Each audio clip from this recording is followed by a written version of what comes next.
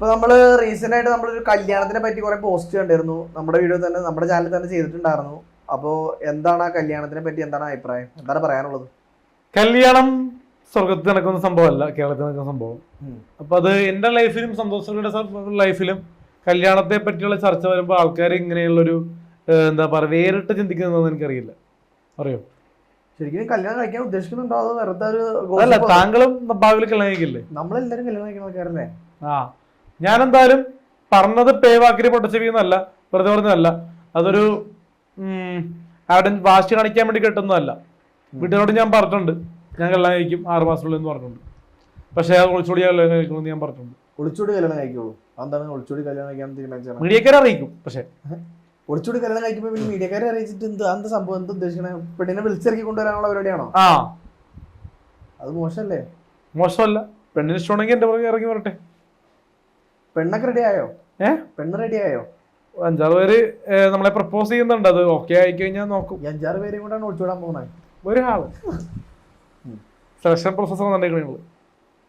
വേറെ അലിൻ ജോസ് പെരേരയുടെ ഭാവി ഒതുങ്ങുന്ന രീതിയിലല്ലേ ആൾക്കാരെ അറിയപ്പെടുന്നത്. വേറെ ആൾക്കാർ, വേറെ ഒരു പെൺകുട്ടി.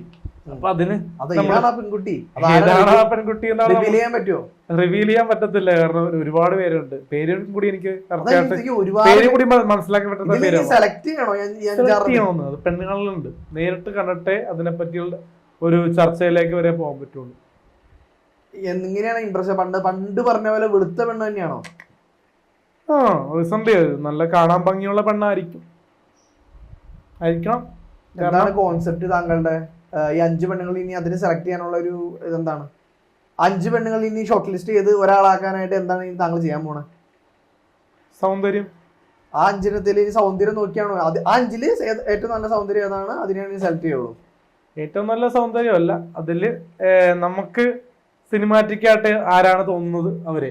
അപ്പൊ അലിൻ ജോസ് കല്യാണം കഴിച്ചു കഴിഞ്ഞാൽ നമ്മുടെ സന്തോഷ് ആറാട്ടന് കുശുമ്പ് വരുമോ? പുള്ളി ഇപ്പൊ ഫീൽഡിൽ ഉണ്ടോ? ഫീൽഡിലുണ്ടോ? ഫീൽഡിലൊക്കെ ഉണ്ട് ആള്. പുള്ളി റിവ്യൂലൊന്നും വന്നില്ല. പുള്ളിക്ക് ഇപ്പൊ കോമാളിത്തം കാണിക്കാൻ പറ്റില്ല. പുള്ളി കാണിക്കുന്ന കോമാളിത്തരമല്ല, ആൾക്കാര് പുള്ളിയെ കോൺസെൻട്രേറ്റ് ചെയ്യുന്നത് കോമാളിത്തത്തിലേക്കാണ്. പുള്ളി വന്ന അപ്പൊ തന്നെ കുറച്ച് പറയും. പുള്ളി കുറെ നായകന്മാരെ നോക്കും. അതുകൊണ്ടാണ് തോന്നുന്നു ഇപ്പൊ പരിതാപനതയില് ഇപ്പോ നടിമാര് വരുന്നില്ല. കാരണം കഴിഞ്ഞ ദിവസം ഒരു പടം ഇറങ്ങുന്നത് ദിലീഷ് പോത്തന്റെ പടം അറിയാമോ? മറ്റേ റൈഫിൾ ക്ലബ്. അതിന്റെ നായകന്മാര് ഈ നമ്മുടെ ഒരു മരടിലെ തിയേറ്റർ ഉണ്ടല്ലോ, അറിയില്ല ഫോറം മാൾ.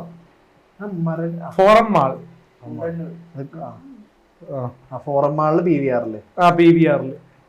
അപ്പൊ അവിടെ ആണ് ഷോ വെച്ച്, സെലിബ്രിറ്റി ഷോ. എന്തുകൊണ്ടായിരിക്കും? അവർക്കതറിയാൻ കംഫോർട്ട് ഇവിടെ വരാൻ താല്പര്യം ഉണ്ടാവില്ല. കാരണം ഈ ആറാട്ടണ്ണനെ പോലത്തെ പല ഇപ്പൊ നമ്മളധികം കുഴപ്പമൊന്നുമില്ല. പക്ഷെ ആറാട്ടണ്ണനെ പോലത്തെ ആൾക്കാർ പോയി പുറകെ നടക്കുമ്പോ ചിലർക്ക് ഇഷ്ടപ്പെടുന്നതുകൊണ്ടായിരിക്കും അങ്ങനെ ഒരു തീരുമാനം എടുത്തത്. കാരണം ഇവിടെയും റിവ്യൂസ് ഉണ്ട്. ആറാട്ടണ്ണ ഒരു പെണ്ണിന്റെ പുറകെ പോണോണ്ടാണ് ഈ പറഞ്ഞ പെണ്ണുങ്ങളൊന്നും ഈ വനിതയിൽ വരാത്തതുകൊണ്ടാണ് താങ്കൾ ഒരു സ്റ്റേറ്റ്മെന്റ് പറയുന്നത്. ഇപ്പൊ റീസെന്റ് വരാത്തത്. പിന്നെ അഥവാ വനിതാ വനിതയിൽ തന്നെ ഷോ വെക്കാൻ പറ്റുന്ന രീതിയാണെങ്കിൽ പിന്നെ അത്യാവശ്യം ബൗൺസർമാരെയൊക്കെ വെച്ചാ വരുന്നത്. കാരണം ഇന്നാള് നിത്യമേനോൻ ചേച്ചി ഉണ്ടല്ലോ, നിത്യമേനോൻ ചേച്ചി ഒരു ദിവസം ഞാൻ നേരെ നിന്ന് കണ്ടു. മനസ്സിലായോ? എനിക്കായിട്ട് യാതൊരു പ്രശ്നമില്ലല്ലോ കമ്പനിയിൽ. കാരണം നിത്യമേനോട്ട് ഞാനൊരു പ്രശ്നം ഉണ്ടാക്കിയിട്ടില്ല, അവളായിട്ട് ഞാൻ കമ്പനിയൊന്നുമില്ല. പക്ഷെ ആറാട്ടെണ്ണ കണ്ടപ്പോ ആറാട്ടെണ്ണ പൊക്കിയെടുത്ത് മാറ്റി. പണ്ടാണ്ടാ, ഇപ്പോഴല്ല. അപ്പോ എനിക്ക് നേരെ ഇങ്ങനെ അടുത്തിങ്ങനെ നിന്ന് കാണാൻ പറ്റും. അതെന്റെ ഭാഗ്യം. ഞാനും ഷറഫുദ്ദീനൊക്കെ നേരിട്ട് കണ്ടിട്ട് സെൽഫി എടുത്താറുണ്ട്. ഏതൊരു പടത്തിന്റെ ഒരു പ്രിവ്യൂവിന്.